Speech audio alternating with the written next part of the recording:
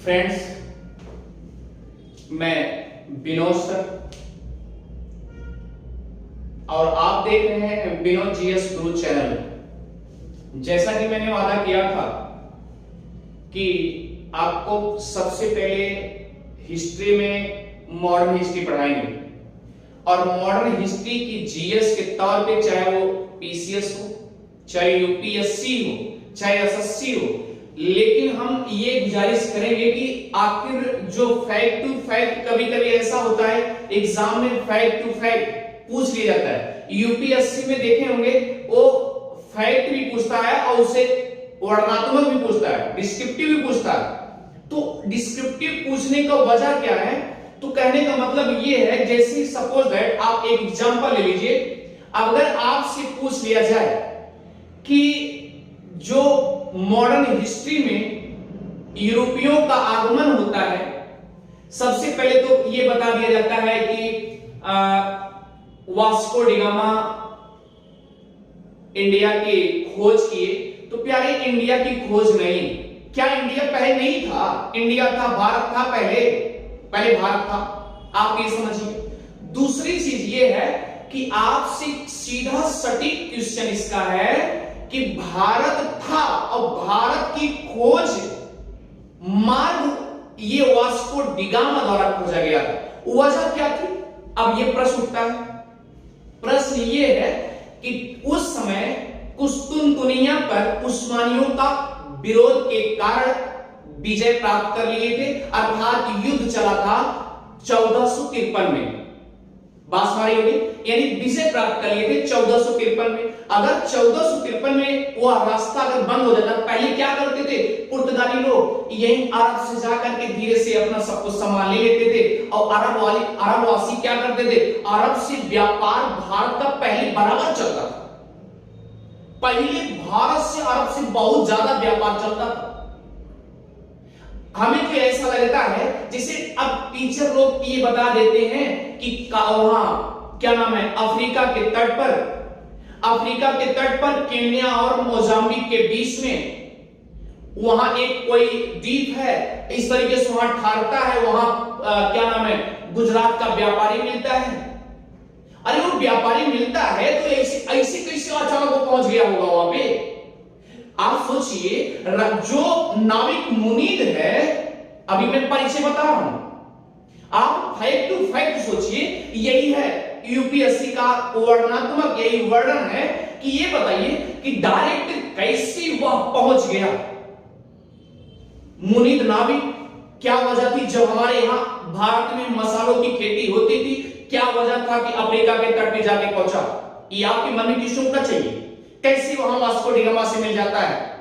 और एक चीज याद रखिएगा, वास्को डी गामा जब वहां गया था, वास्को डी गामा से पहले ढेर सारे पुर्तगाली आए थे, अर्थात बार्टोलोमे डियाज गया था, सन 87 में आ चुका था। और उसके 10 साल बाद सन 98 में आया कौन? वास्को डी गामा आया। प्यारे, तो मैं आपसे ये कहना चाहूंगा, अभी मैं आपको पढ़ा नहीं रहा हूं, आप इतना मोटे तौर पे आप इसको सुनिएगा कि बार्थोलोमेव डियाज सन 87 में आ चुका था। और उसके पहले जब वो आया तो अफ्रीका के तट पे केप ऑफ गुड होप वहीं पर आया, और वो आशा अंतरिप, स्टॉर्म अंतरिप के नाम से भी सारी व्याख्या, वो जब वहां अफ्रीका के तट पे कहा मिल गया, भाग मिल गया। और वो धीरे से जब वहां चला गया तो आपके माइंड में इस तरीके से क्वेश्चन बनना चाहिए कि आपको वजह क्या है? प्यारे ध्यान देना कि वजह क्या है। जैसे दोबारा जब वास्को डी गामा आया तो वास्को डी गामा आए, कैसे वहां नाविक मुनीद मिल जाता है, और वह कौन सा द्वीप था जहां पर रुका था? प्यारे, वह मालिंदी, क्या नाम था? मालिंदी द्वीप था। उसका नाम क्या था?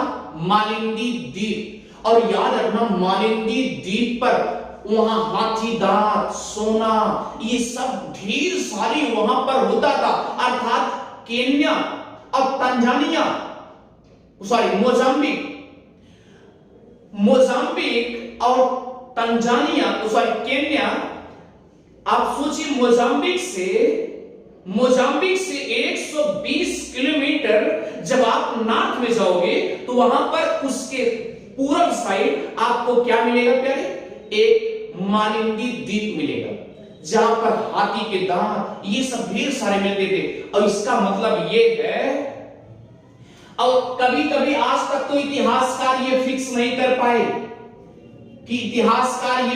कर पाए कि मुनीद मिला था कि मुनीद ने रास्ता बताया था।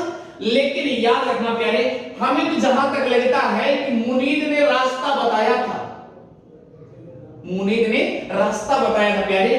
जो मनीद, कभी कभी मनीद भी बता दिया जाता है, कभी कभी मनीद भी लिख दिया जाता है, और कभी कभी मुनीद भी लिख दिया जाता है प्यारे। कहीं कहीं मजीद लिखा है। आप बताइए कितनी किताब पढ़ेंगे? तो आप ये सोचो प्यारे कि अगर मनीद, मजीद, मनीद जो भी नाम है, आप एक्टर पकड़िएगा से, ये यहां पर अर्थात मालिंदी द्वीप पर आता है। और जब प्यारे मालिंदी द्वीप पर रहता है तो वह क्या था? एक नाविक बताते हैं। क्या बताते हैं? नाविक बताते हैं। और वह नाविक नहीं बल्कि समुद्र वेत्ता भी था। यह रिसर्च किया गया, एक इतिहासकार ने लिखा कि यह समुद्र वेत्ता भी था। ढेर सारे इतिहासकार लिखे समुद्र वेत्ता भी था, मुनीद नाविक। लेकिन हमें लगता है कि याद रखना, गुजरात का जो कच्छ का रण है प्यारे, वहां का एक कान्हा भाई,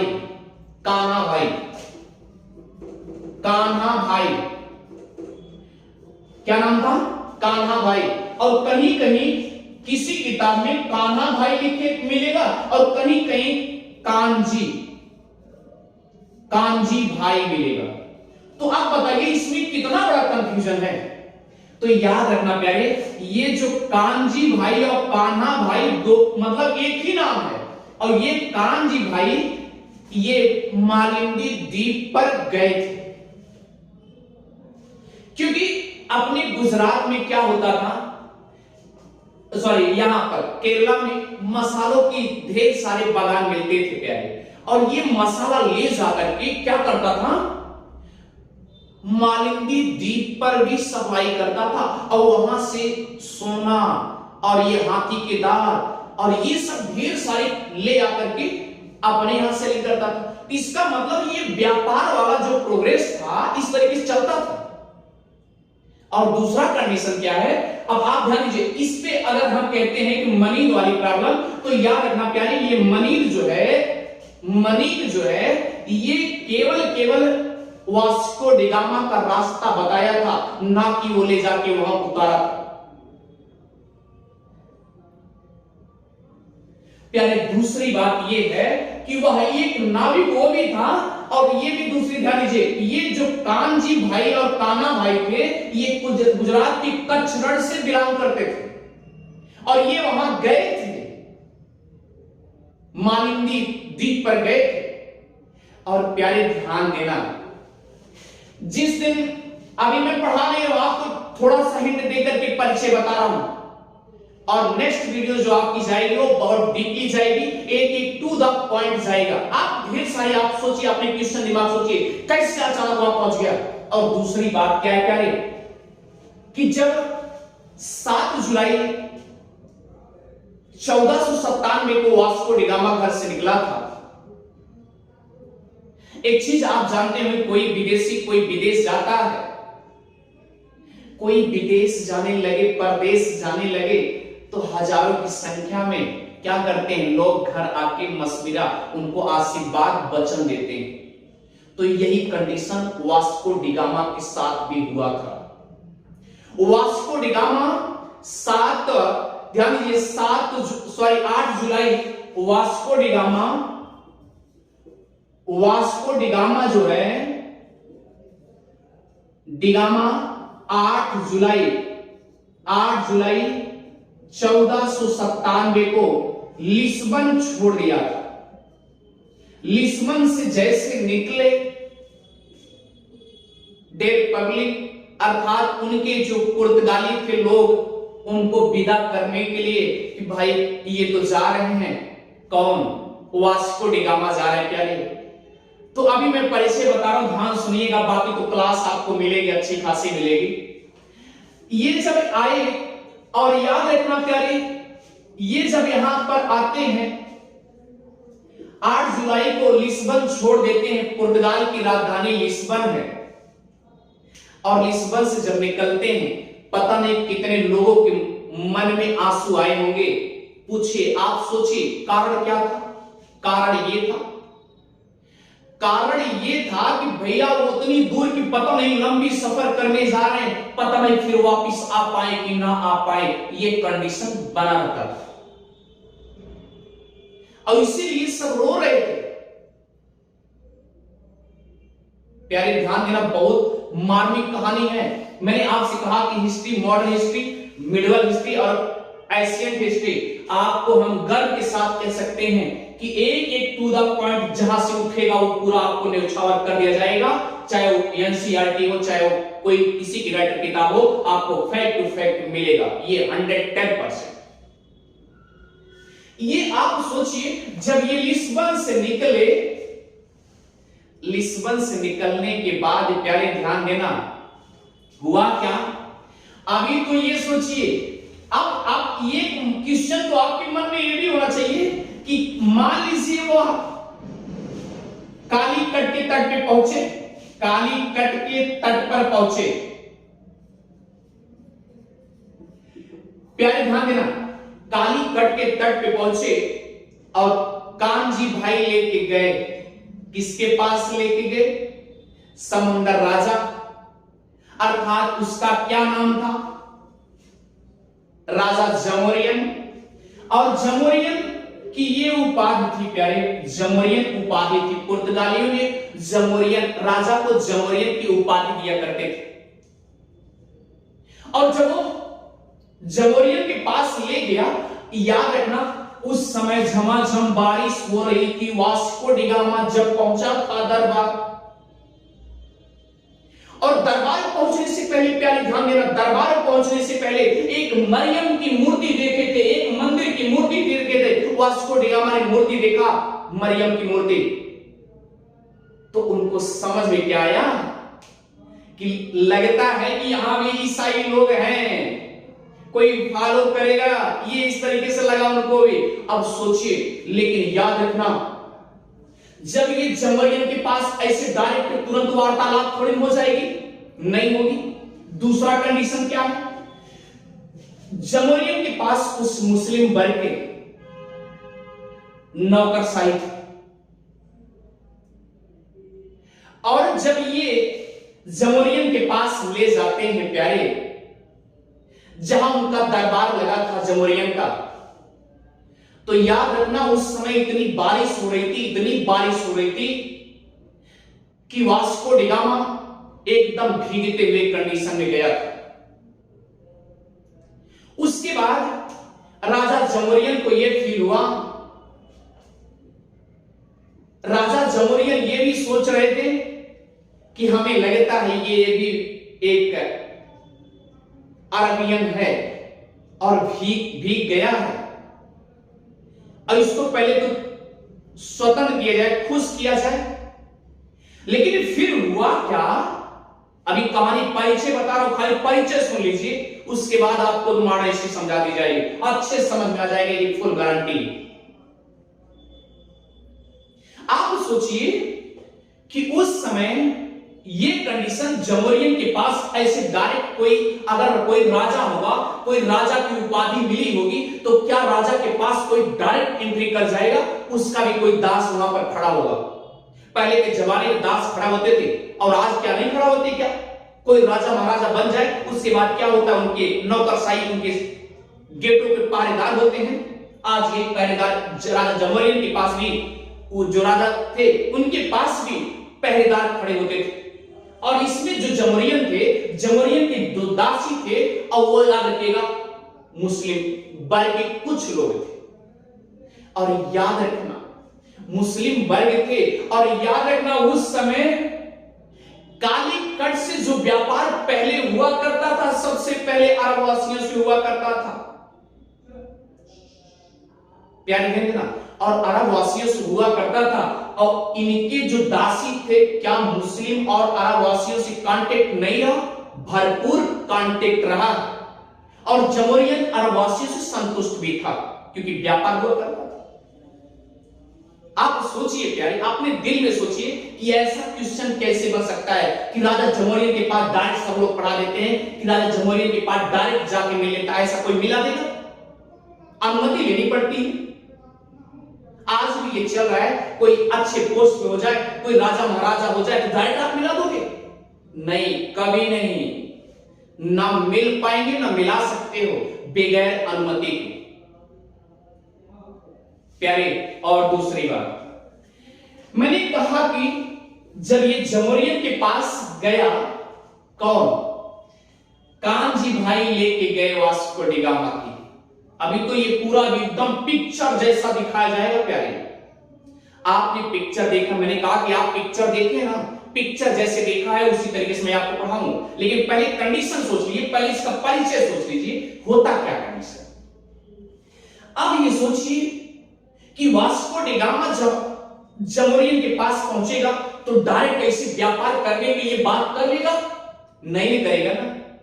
पहले सेवा सत्कार किया जाएगा, सेवा किया गया। और उस समय याद रखिएगा, जब उसको ले जाया गया, उनके जमोरियन के दास लोग प्रवेश करने की अनुमति मिली कि प्रवेश कराइए, प्रवेश करने की बात आई। तो हुआ क्या बात, इनके जो दास थे वो मुस्लिम वर्ग थे, और मुस्लिम वर्ग होने की वजह से अरब से सानिध्य में थे। वो नहीं चाहते थे कि कोई और देश का, हमें लग रहा है कोई और देश का व्यक्ति है और इस देश का व्यक्ति और कोई दूसरे देश का व्यक्ति यहां से व्यापार करने की प्रयास करे। तो याद रखना, ये जो है वास्को डी गामा जब पहुंचा था प्यारे, तो राजा के लिए गिफ्ट ले गया था। गिफ्ट में लाल रंग की हैट लेके गया था, टोपी, कि राजा इसी बहाने खुश तो रहेगा, हमको व्यापार करने की अनुमति मिल जाएगी। और पीतल का बर्तन ले गया था, और पीतल का बर्तन ले जाने के साथ साथ प्यारे चंद किलो चीनी भी ले गया था, स्वागत के रूप में। किसी तरीके से हो सकता राजा मान जाए।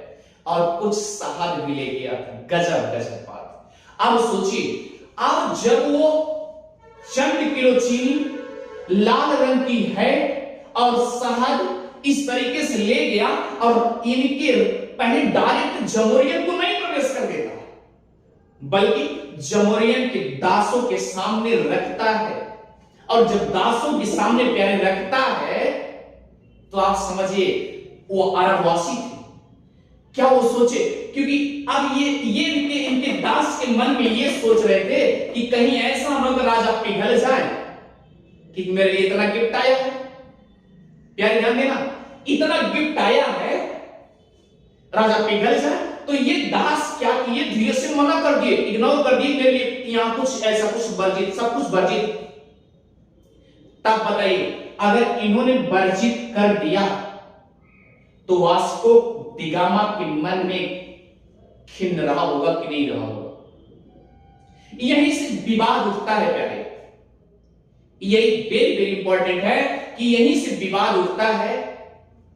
और दूसरी कंडीशन क्या है, यहां से जब राजा के सामने प्रस्तुत कराया जाता है, तो वह जो लाल रंग की है शहद, कुछ